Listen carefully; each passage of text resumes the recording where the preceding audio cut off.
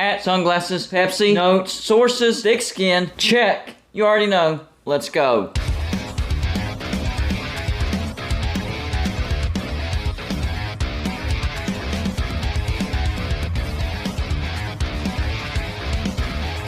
Welcome to Golden Blue today, everybody. This is a college football channel. So if you like college football, hit the like and subscribe button. It's that simple. Also, send gear to represent your team and be a part of my background forever. All you have to do is send it to P.O. Box 360, Liberty, South Carolina 29657. Well, sooner or later, since the kids are back in school, you knew it was going to happen. Another car video. That's right. I'm in the car line waiting for one of my kids to get out of school, and then I'm on to the next school. You know, the whole routine.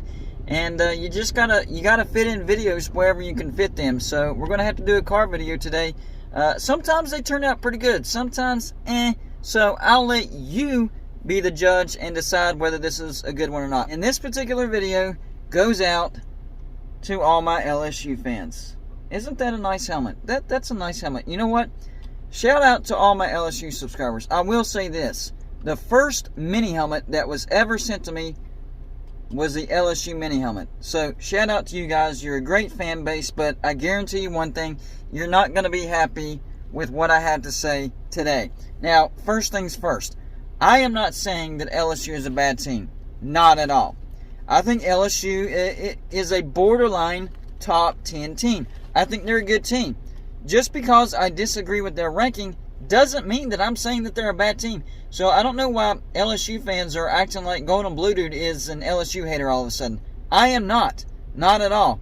It's just I strongly disagree with the rankings as far as where they have LSU.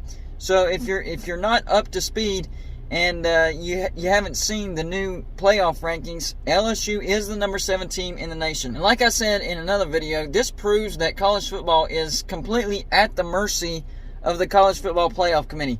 It doesn't matter what we think. It doesn't matter what the numbers say. All that matters is the opinion of the College Football Playoff Committee, and we have to just roll with it. So I'm going to focus on the top 10, all right? You know what? Actually, I'm going to stretch it out to the top 12, and there's a reason for the top 12. So the top 12 in the new playoff rankings are number 1, Georgia, number 2, Ohio State, number 3, Michigan, number 4, TCU, number 5, Tennessee, number 6, Oregon, number 7, LSU, number 8, USC, number 9, Alabama, number 10, Clemson, number 11, Ole Miss, and number 12, UCLA. The reason I went down to number 12 is because I think UCLA is being way, way underranked. Completely underranked. I think UCLA should be above Ole Miss. I think UCLA should be above Clemson. I think UCLA should be above Alabama. I think UCLA should be above USC. And yes, I think UCLA should be above LSU. UCLA, I think, should be the number 7 team in the nation. And the only reason that I wouldn't have them above Oregon is because, well, Oregon beat them in their head-to-head contest.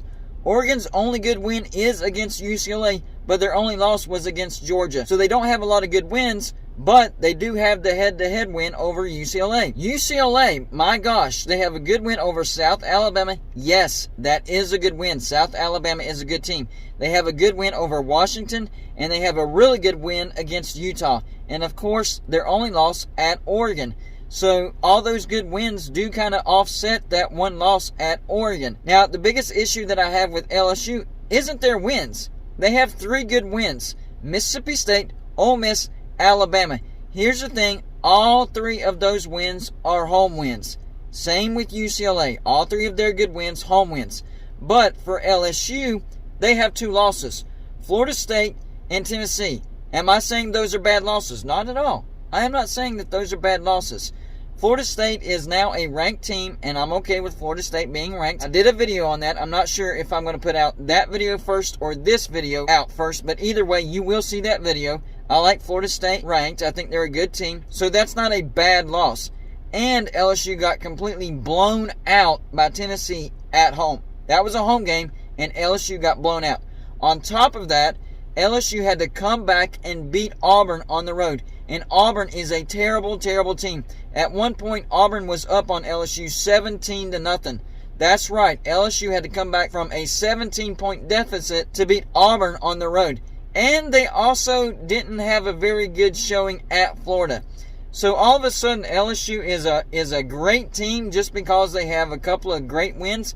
I don't think so. You have to look at the entirety of the entire season. The entire season matters. Yes, wins matter, but losses matter too. You can't just forget all the losses just because they beat Ole Miss and Alabama in back-to-back home games. You can't do that. If a couple of weeks ago somebody would have told you, hey, LSU is going to be the number 7 team in the nation after beating Ole Miss and Alabama, you would have still laughed at them, because at that time LSU was 5-2.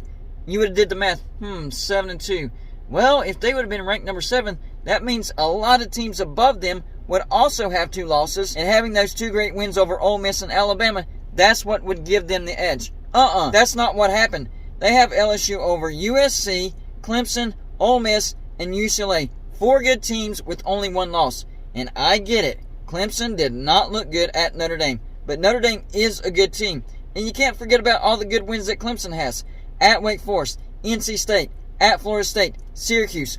All of those are good wins. And they only have 1 loss. Of course, it's most recently, and that's what everybody remembers. If that loss to Notre Dame, that blowout loss to Notre Dame, would have happened at the beginning of the season, like the loss for Oregon, then we wouldn't be having this conversation. Clemson would be ranked above LSU if the Notre Dame loss would have happened at the beginning of the year. So it does matter when you lose. Not just who you lose to or where you lose, but when you lose. That also matters as well. So I understand it. That's fresh on everybody's mind. Clemson did not look good. They got absolutely blown out by Notre Dame. But that doesn't offset all the accomplishments that they've done.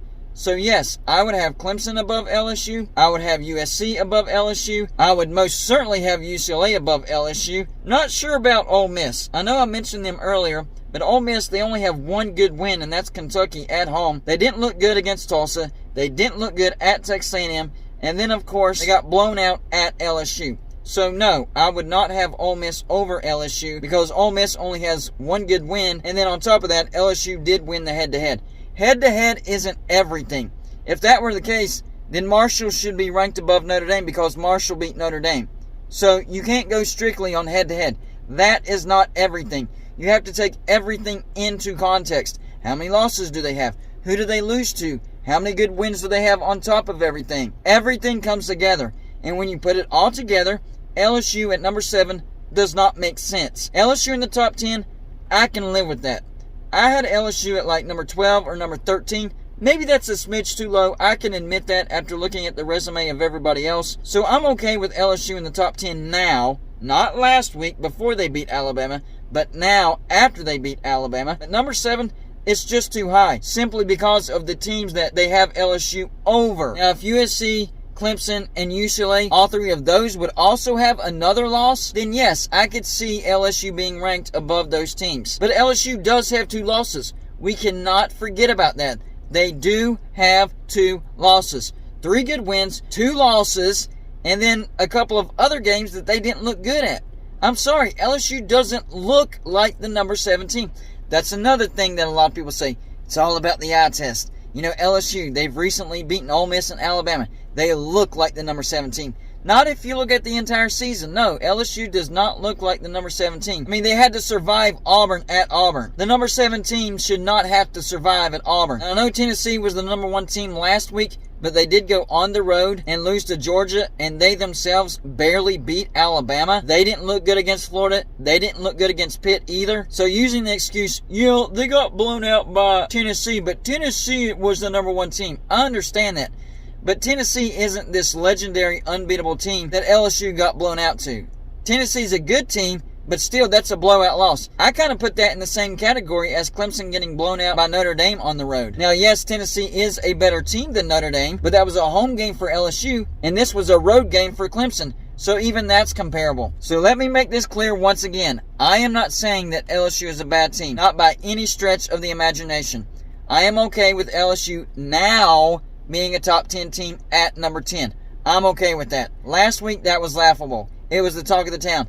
How did they rank LSU at number 10? Nobody can make sense of it. Well, that set the precedent, so everybody knew since they beat Alabama, LSU was going to go up even higher. And now they're the number 7 team.